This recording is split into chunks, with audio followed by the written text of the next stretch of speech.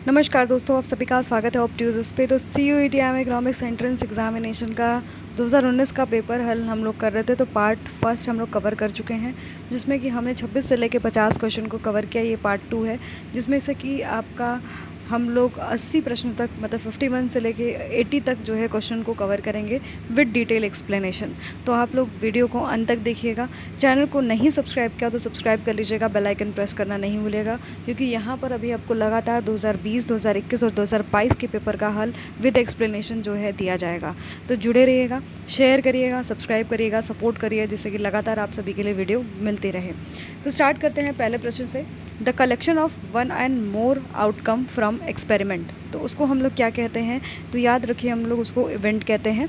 ठीक है, जब इवेंट क्या होता है? इवेंट इज़ कॉल्ड वन और मोर ऑफ एन एक्सपेरिमेंट। ठीक है, जब हम एक से ज़्यादा एक्सपेरिमेंट करते हैं तो वो हमारा क्या कहलाता है? आपका इवेंट कहलाता है, यानी ऑप्शन बी यहाँ पर करेक्ट हो जाएगा। नेक्स्ट हमारा है, which of the following estimate the national income in India. तो कौन सा आपका ऑर्गेनाइजेशन है जो नेशनल इनकम इन इंडिया को जो है आपके ये एस्टिमेट करता है? तो आपका ये CSO है। ठीक है, सेंट्रल स्टैटिकल ऑर्गेनाइजेशन। ठीक है, ये आपके नेशनल इनकम को मेज़र करता है। अब आप सभी को पता होना चाहिए कि नेशनल इनकम क्या होता है। जो आपका final value of goods and services produced with in economy जो होता है आपके 1 ईयर में, वही हमारा नेशनल इनकम होता है। ओके, या फिर हम इसको कहते हैं NNP, एड फैक्टर कॉस्ट। ठीक है, एड फैक्टर कॉस्ट। तो ये हमारा जो होता है आपका नेशनल इनकम होता है। ओके, इस चीज़ को क्लियर रखिएगा। नेक्स्ट हमारा है, for a consumer the marginal utility of commodity X and Y are 50 and 100, the price of Y is 20, if the consumer is in equilibrium the price of X will be. तो आपका इसको किस तरीके से find करेंगे? तो याद रखिएगा कि इसमें आपकी marginal utility of X given है जो कि 50 है, और marginal utility of Y is 100। Okay, the price of Y is given here. Okay, तो what is the price of Y? It's ₹20। Okay, so we should have to find out the value of PX। Okay, तो हम यहाँ पर इसको equilibrium पे कर लेंगे। आपके लिख लेंगे MUX upon PX equals to MUY upon PY। We will get, अब हम यहाँ पर सारी वैल्यूज़ को पहले पुट कर लेंगे। MUX की वैल्यू जो थी आपकी 50 थी।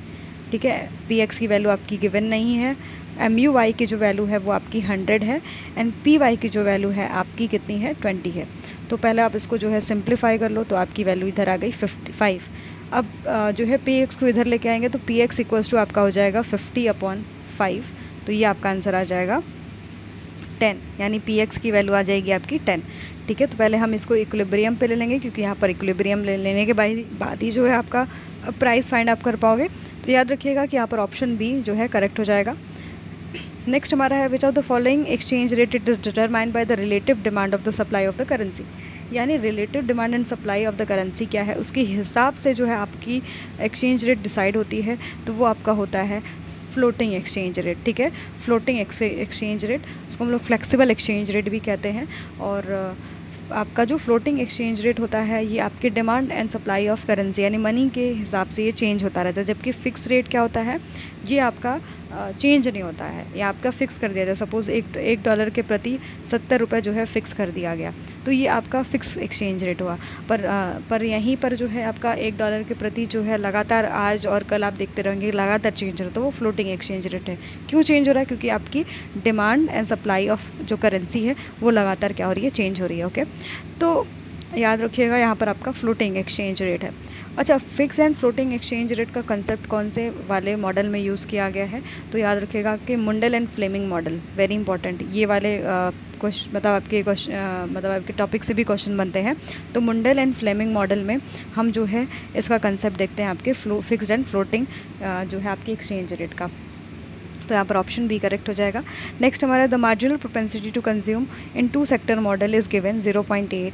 द एक्सपेंडिचर मल्टीप्लायर कितना आपका आएगा? तो मल्टीप्लायर का फॉर्मूला यहाँ पर हो जाता है 1/1 माइनस MPC। आप सभी को पता है कि मल्टीप्लायर और जो आपका मार्जिनल प्रोपेंसिटी टू कंज्यूम है उसका कैसा संबंध होता है आपका? तो डायरेक्ट रिलेशन होता है। तो हम यहाँ पर जो MPC की वैल्यू गिवन है उसको हम पुट कर लेंगे। हमारी MPC की वैल्यू कितनी गिवन है? K इक्वल्स टू 1/1 माइनस 0.5 की 0.8 गिवन है, ठीक है। आप माइनस कर लोगे तो आपकी वैल्यू आ जाएगी k इक्वल्स टू 1/पॉइंट जो है 2, ठीक है। हम यहाँ पर 10 से मल्टीप्लाई कर लेंगे अपने इक्वेशन को सॉल्व करने के लिए, तो k इक्वल्स टू आ जाएगा 10/2। फिर हम इसको सॉल्व कर लेंगे तो हमारी वैल्यू आ जाएगी 5, ठीक है। तो आंसर हमारा हो जाएगा सेकंड आपका बी वाला, करेक्ट। नेक्स्ट हमारा सुपर मल्टीप्लायर है first, very very important question.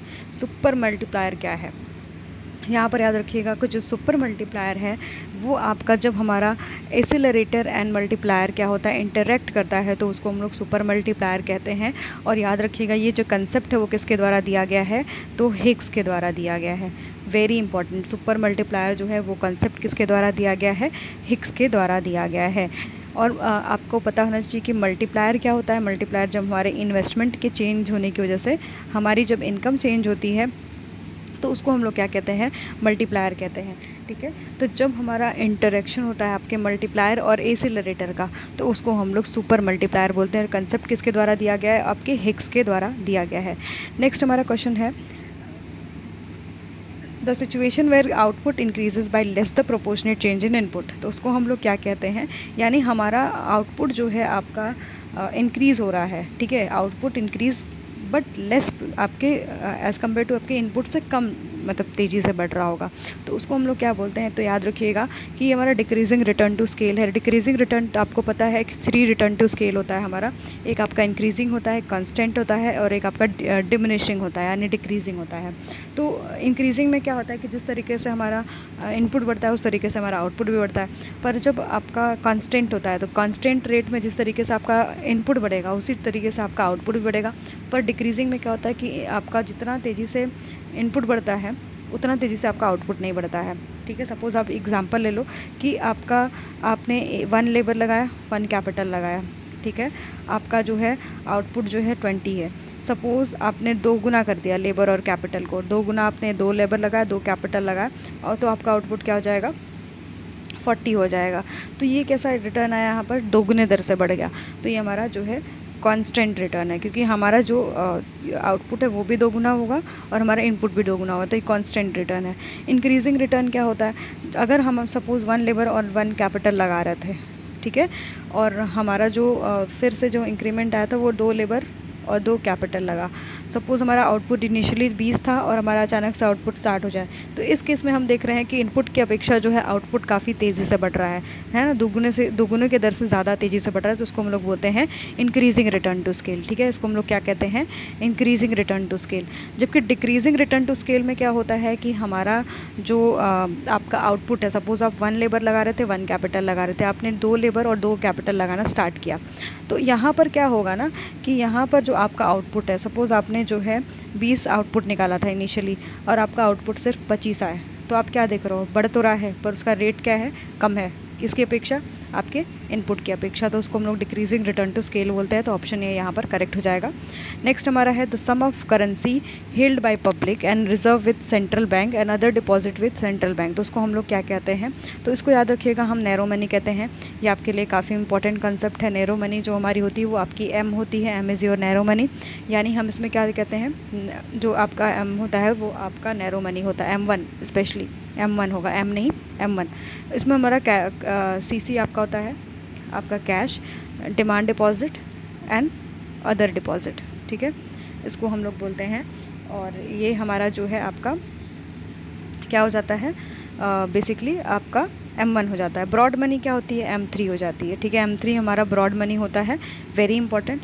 अब यहाँ पर क्वेश्चन में पूछा है currency held by public and reserve with central bank and other deposit with central bank, यानी कुछ जो करेंसीज़ है वो आपके लोगों के पास है और कुछ जो करेंसी है वो आपके, याद रखिएगा कि किसके पास है, आपके रिजर्व बैंक ऑफ जो है इंडिया है सपोज उसके पास है, and other deposit with central bank.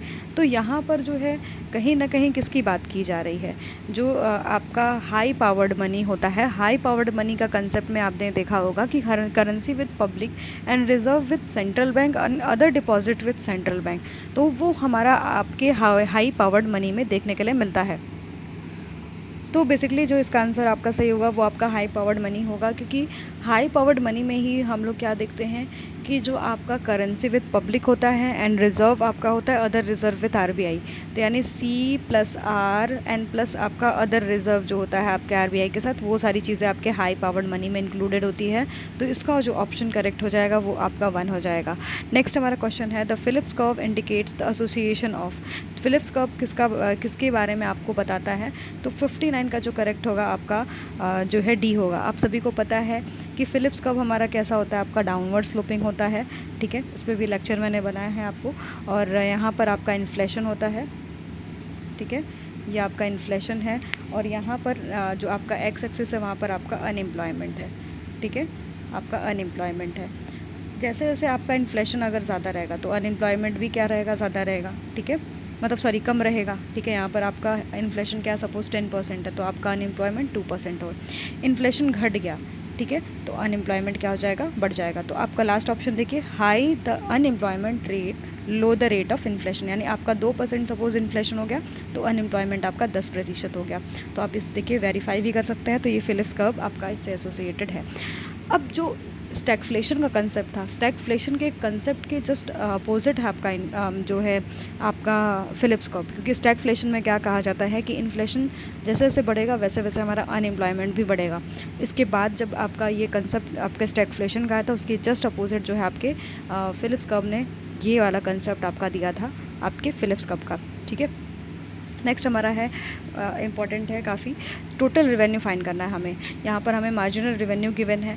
तो आप सभी को पता है कि जो आपका मार्जिनल रिवेन्यू होता है वो आपके TR यानी डेल्टा TR मतलब आपके टोटल रिवेन्यू में जो चेंज देखने के लिए मिलता है उसको हम लोग कहते हैं।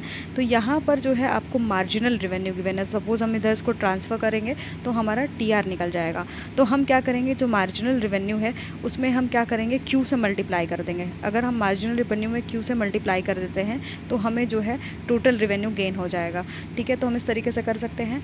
तो यहाँ पर मार्जिनल रिवेन्यू गिवन है 10 - 4Q। अब हमें क्या करना है, इसमें आपके Q से मल्टीप्लाई कर देना है, जिससे हमें क्या है टोटल रेवेन्यू फाइंड हो जाए, क्योंकि ये हमारा क्या है मार्जिनल रेवेन्यू। आपका ये जो ये वैल्यू गिवन है ये मार्जिनल रेवेन्यू, ये हमारी क्वांटिटी है, ठीक है। तो हम मल्टीप्लाई करेंगे तो हमारा आ जाएगा 10Q आपका, और जो है -4Q², ठीक है, 4Q² + C, ठीक है। तो यहाँ पर जो ऑप्शन करेक्ट होगा वो आपका हो जाएगा ऑप्शन ए। पर यहाँ पर ए में जो है वैल्यू अलग दिया हुआ है, ठीक है। तो अभी तो आप लोग इसको जो है एक बार चेक कर लीजिएगा कि इसका एग्जैक्टली वैल्यू जो है वैसे तो यहाँ पर ऑप्शन गलत इनकरेक्ट लग रहा है मुझे, पर आप लोग भी एक बार इसको वेरीफाई कर लीजिएगा, ठीक है, कि क्या करेक्ट हो सकता है। नेक्स्ट हमारा है which of the following suggest that change in the price level directly related to the change in the money supply. आपके प्राइस लेवल के चेंज होने से डायरेक्ट हमारी जो मनी सप्लाई होती है वो चेंज होती है। वो किसके द्वारा कहा गया है, तो quantity theory of money. Quantity theory of money जो है किसके द्वारा दिया गया था, तो याद रखिएगा कि डेवान जट्टी जो है सबसे पहले जो है क्वांटिटी थ्योरी ऑफ मनी को प्रपोंड करते हैं। फिर बाद में हमारा इरविन फिशर ने परचेजिंग पावर जो है थ्योरी में आप अपने जो है क्वांटिटी थ्योरी ऑफ मनी की बात किया है, ठीक है। उनके बुक का नाम भी कभी कभी पूछता है। तो quantity theory of money suggest करता है कि जैसे जैसे हमारा प्राइस लेवल डायरेक्टली इंक्रीज़ करता है वैसे वैसे हमारा मनी सप्लाई भी बढ़ता है, ठीक है। तो कहीं ना कहीं प्राइस लेवल डायरेक्टली इफेक्ट करता है मनी सप्लाई को। तो ये क्वांटिटी थ्योरी ऑफ मनी है जो कि किसके द्वारा दिया गया था, फिशर के द्वारा दिया गया। तो और सारे इक्वेशंस को याद कर लीजिएगा, चाहे आपका कैश बैलेंस हो चाहे आपका ट्रांजैक्शन अप्रोच हो, दोनों के जितने भी इक्वेशंस उसको याद कर लीजिएगा, काफ़ी इंपॉर्टेंट है। नेक्स्ट हमारा the combination of interest rate and aggregate output for which the quantity of money demanded equals to the quantity of money supplied. तो मनी सप्लाई या मनी डिमांड, मनी मार्केट की बात कर ली जाती है तो हमारा वो LM कर्व होता है, ठीक है। LM कर्व में हम क्या देखते हैं, money supply and money demand. यहाँ पर ये आपका मनी सप्लाई है, ठीक है, और ये आपकी मनी डिमांड है, ठीक है। यहाँ पर बेसिकली हम आपके money supply and money demand का इंटरेक्शन देखते हैं आपके कौन से मार्केट में, आपके मनी मार्केट में। अब मनी मार्केट का जो कर्व होता है वो बेसिकली आपका LM कर्व होता है। तो LM कर्व आप जब देखोगे तो जो आपका IS कर्व होता है वो डाउनवर्ड स्लोपिंग होता है, LM कर्व जो होता है आपका अपवर्ड स्लोपिंग होता है, ठीक है। यानी जैसे जैसे आपका इंटरेस्ट रेट बढ़ेगा वैसे वैसे आपका रियल GDP भी इंक्रीज़ करते जाएगा, ठीक है। तो LM curve is positive sloping and IS curve is आपका नेगेटिव स्लोपिंग।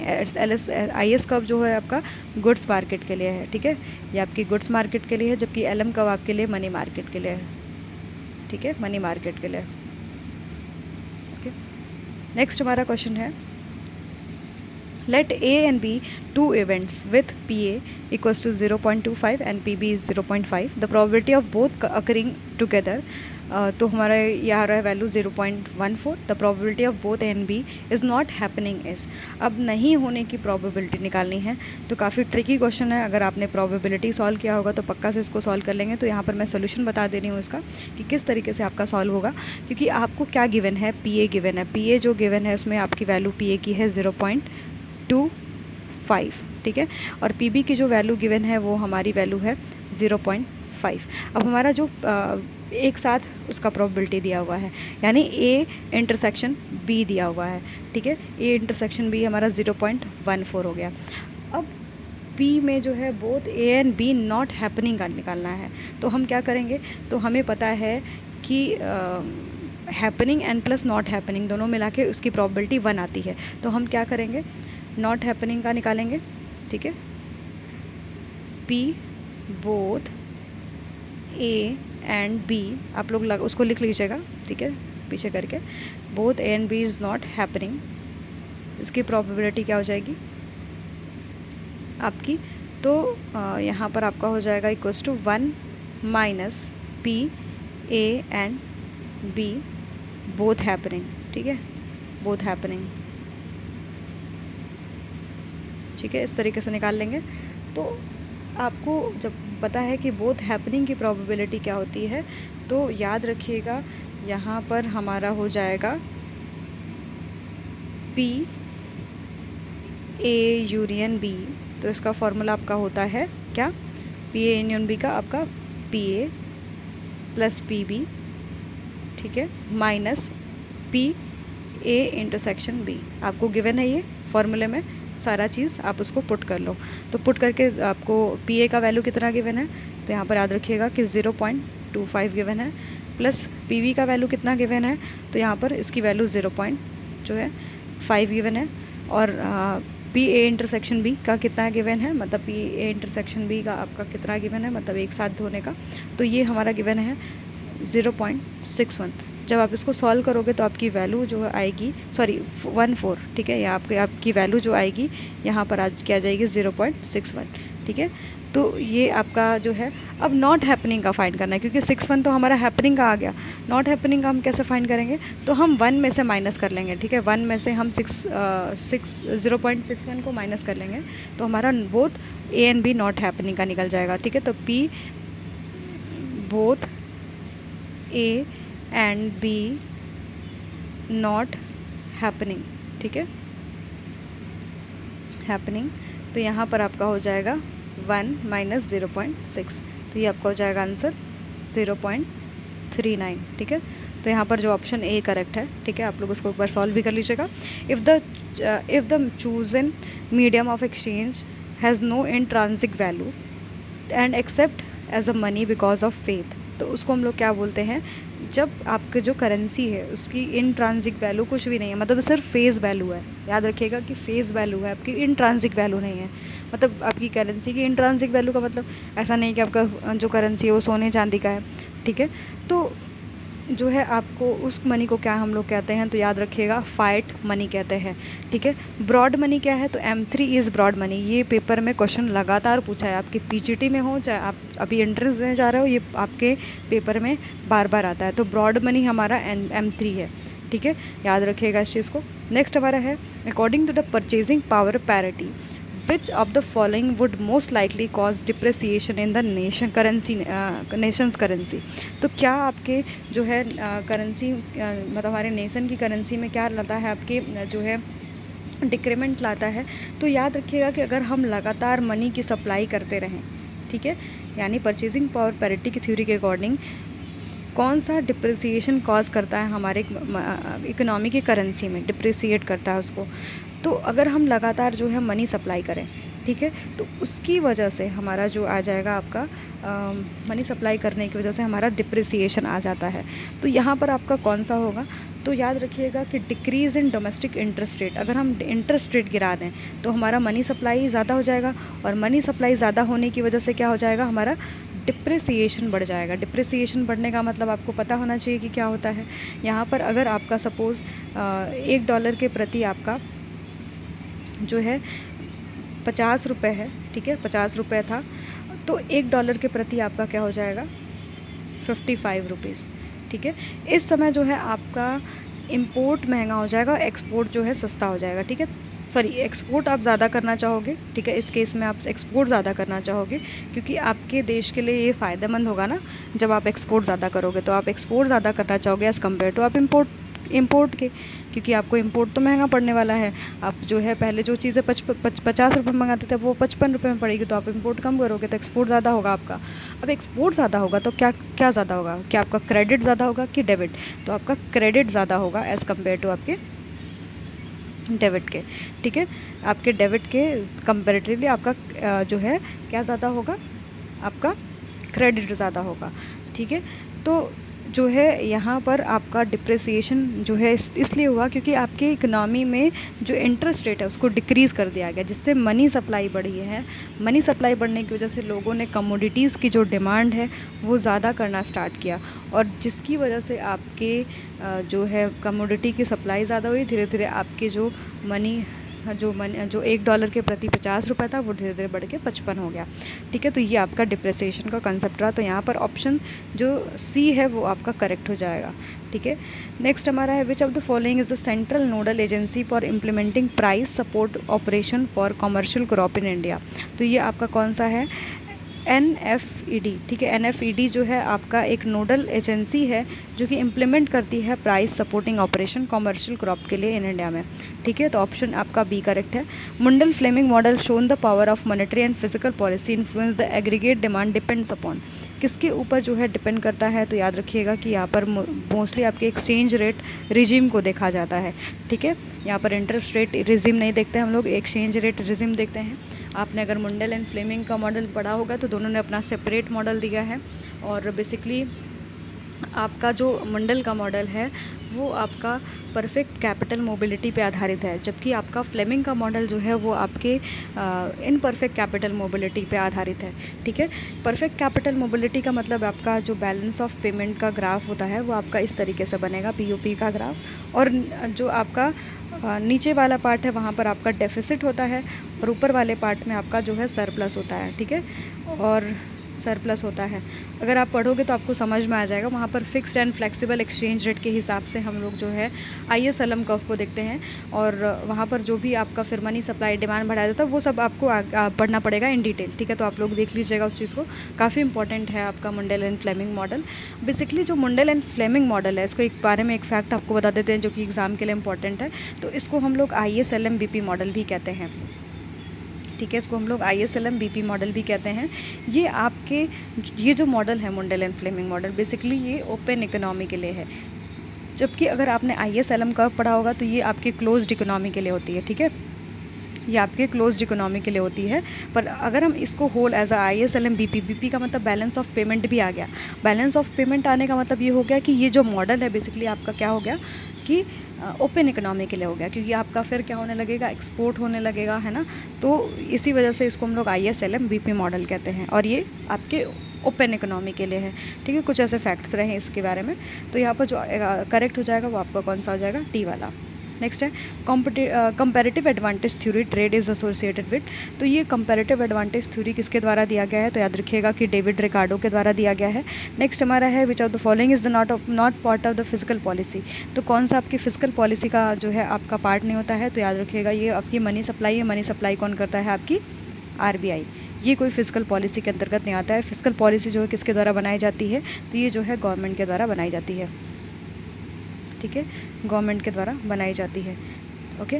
नेक्स्ट हमारा distribution of overall tax burden between seller and buyers in the economy, इसको कॉल है, उसको हम लोग क्या कहते हैं, तो इसको हम लोग बोलते हैं टैक्स इंसिडेंट। ठीक है, यानी जो आपका जो डिस्ट्रीब्यूशन हो रहा है ओवरऑल बर्डन किसके ऊपर पड़ रहा है, तो वो हमारा जो होता है सेलर्स एंड बायर्स के बीच में, तो उसको हम लोग बोलते हैं आपका इंसिडेंस ऑफ टैक्स।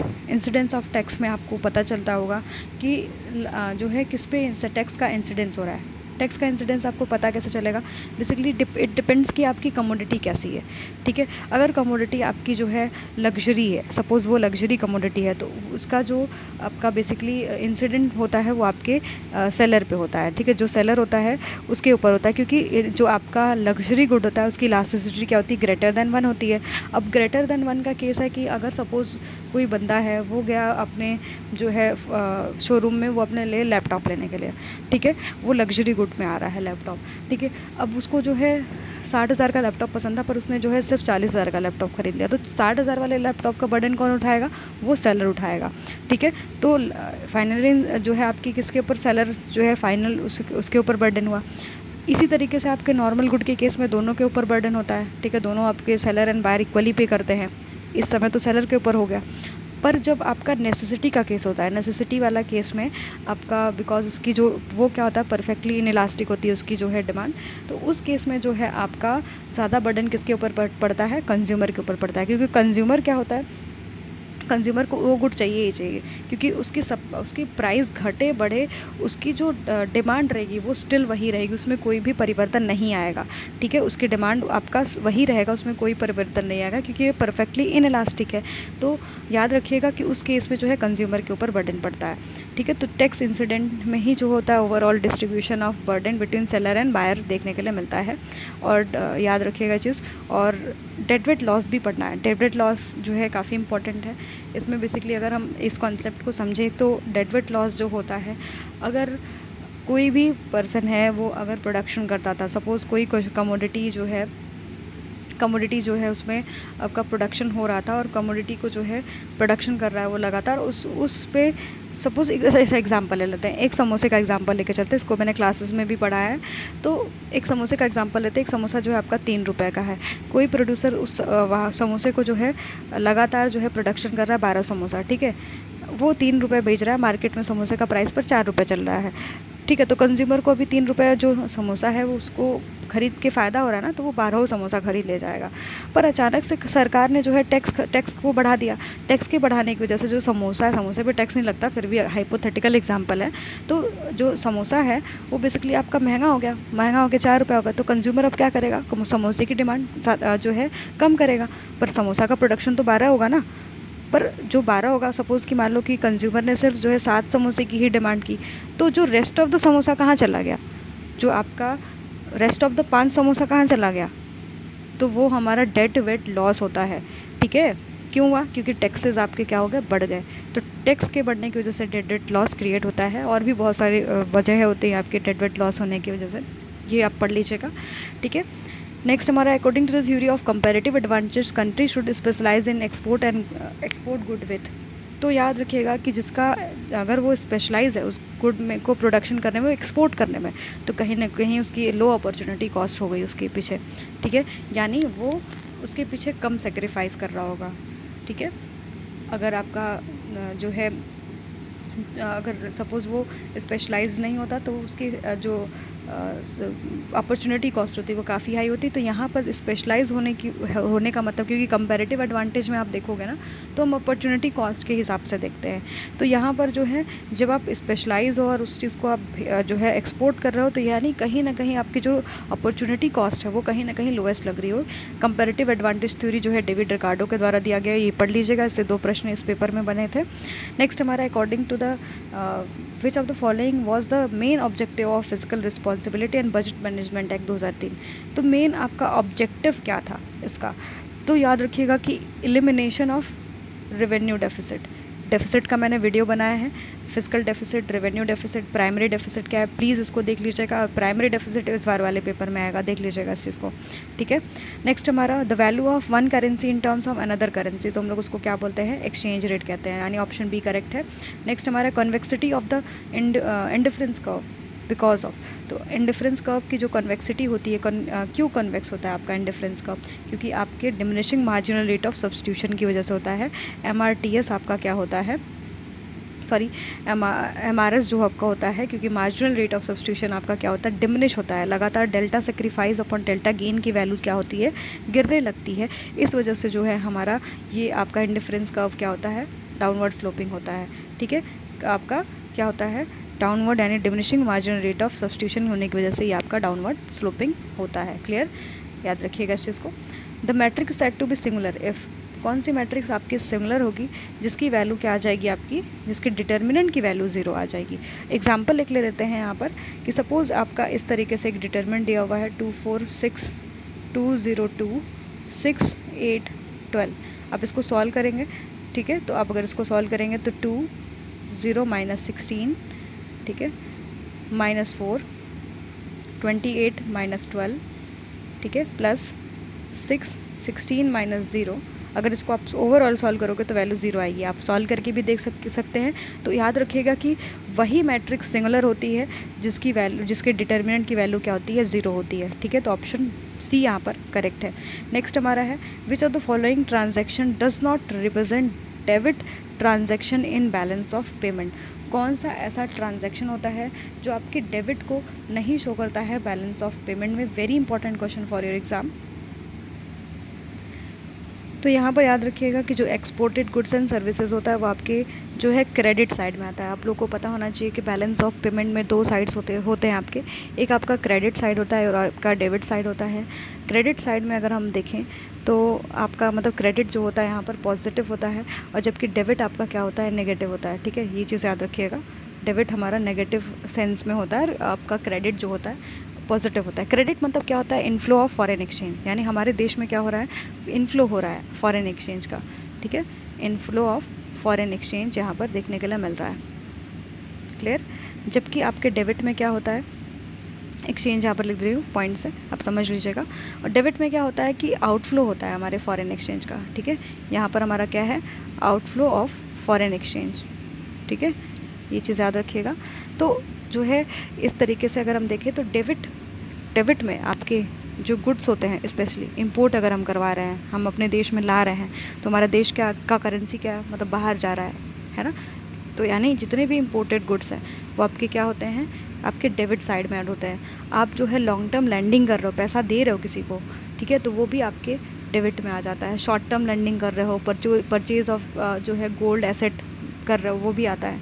तो आप सभी को पता है कि बैलेंस ऑफ पेमेंट में बेसिकली 2 तरीके के आपके जो है ट्रांजैक्शन होते हैं। बेसिकली एक आपका करंट होता है और एक आपका कैपिटल, है ना, capital receipt and current.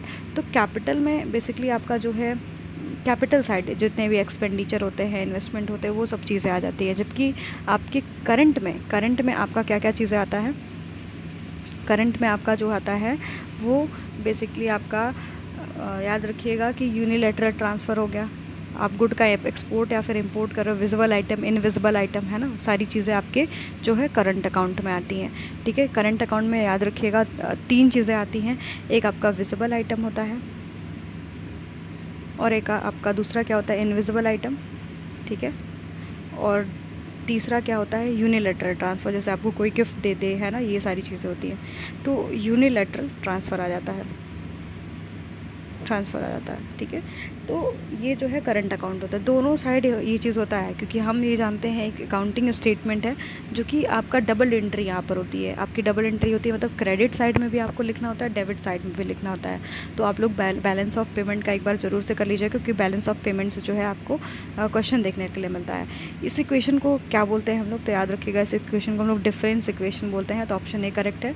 Urban cooperative bank in India are govern by, किसके द्वारा गवर्न किया जाता है आपके अर्बन कोऑपरेटिव बैंक को? तो याद रखिएगा कि बैंकर्स बैंक कौन होता है आपका, RBI। तो जो है आप किसके द्वारा जो है गवर्न किया जाता है। The casual relationship between 2 variable analysed using, हम बस कैजुअली एक रिलेशनशिप देख रहे होंगे तो हमारा कोरिलेशन होता है। कोरिलेशन का जो वैल्यू होता है याद रखिएगा कि +2 +1 to -1 तक आपका चलता है। अगर सपोज़ ये लाइन है और यहाँ पर 0 आ रहा है तो यानी हमारा कोई कोरिलेशन नहीं हो रहा है। अगर पॉजिटिव आपका आ रहा है, +1 आ रहा है, तो मतलब आपका परफेक्टली पॉजिटिव कोरिलेटेड है। अगर आपका -1 आ रहा है तो परफेक्टली नेगेटिव कोरिलेटेड है। अगर यहाँ पर -0.5 आ जाए तो याद रखिएगा कि -0.5 में आने का मतलब है कि आपका ये मॉडरेट क्या है, मॉडरेट नेगेटिव कोरिलेशन है। ठीक है, मॉडरेट नेगेटिव है, जबकि -1 में क्या था, परफेक्टली था, है ना, परफेक्टली, या फिर इसको हम लोग हाई कोरिलेशन कह सकते हैं, हाई नेगेटिव कोरिलेशन। अगर यहीं पर 0.2 आता, -0.2 आता था तो क्या था, तो इसको हम लोग बोलते हैं लो नेगेटिव कोरिलेशन बोलते हैं। और इसी तरीके से आप इस साइड भी लिख लीजिएगा। तो आपका पहले तो कोरिलेशन को जो आपका होता है वो बेसिकली फर्स्ट +1 to -1 के बीच में लाई करता है। और अगर हम 0 to 1 के बीच में देखेंगे तो ये 3 तरीके का होता है। एक आपका लो होता है, और एक आपका हाई होता है, और आपका एक मॉडरेट होता है। ठीक है, ठीक है। जितना ज़्यादा आपके +1 के पास वैल्यू है ना, आपके +1 के पास वैल्यू है तो वो आपका हाई होगा। ठीक है, और जितना ज़्यादा 0 के पास है तो वो लो होगा। अगर बीच में है 0.5 है तो आपका वो मॉडरेट होता है। ठीक है, और ऐसे ही आप नेगेटिव साइड में भी देख लीजिएगा। नेक्स्ट हमारा है रिविल प्रेफरेंस थ्योरी, किसके द्वारा दी गई है, वेरी इंपॉर्टेंट। तो रिविल प्रेफरेंस थ्योरी आपके पाउल ए सैमुएल्सन के द्वारा दी गई है। जो इसमें कंज्यूमर होता है अपने जो प्रेफरेंस को रिवील करता है। रिविल प्रेफरेंस थ्योरी आप लोग पढ़ लीजिएगा। तो ये हमारे 80 क्वेश्चन रहे। अब नेक्स्ट आपके लगभग 100 क्वेश्चन और मतलब आपके हैं पूरे इस पेपर में, तो हम उसको भी विद डिटेल एनालिसिस कवर करवाएंगे। लगातार आप जुड़े रहिएगा, क्योंकि आपको अभी 19 का पेपर हल मिला है। इसी तरीके से आपको 20-21 का हम हल आपको जो है पूरी तरीके से विद एक्सप्लेनेशन के साथ देंगे। शायद आपको वीडियो अच्छा लगा होगा, तो ज़रूर जो है सब्सक्राइब करिएगा, सपोर्ट करिएगा, जिससे कि हम लगातार आप लोगों के लिए वीडियो बनाते रहें और आपका जो है मार्गदर्शन करते रहें। तो जुड़े रहिए, सब्सक्राइब करिए, शेयर करिए और ज़्यादा से ज़्यादा लाइक करिएगा। धन्यवाद।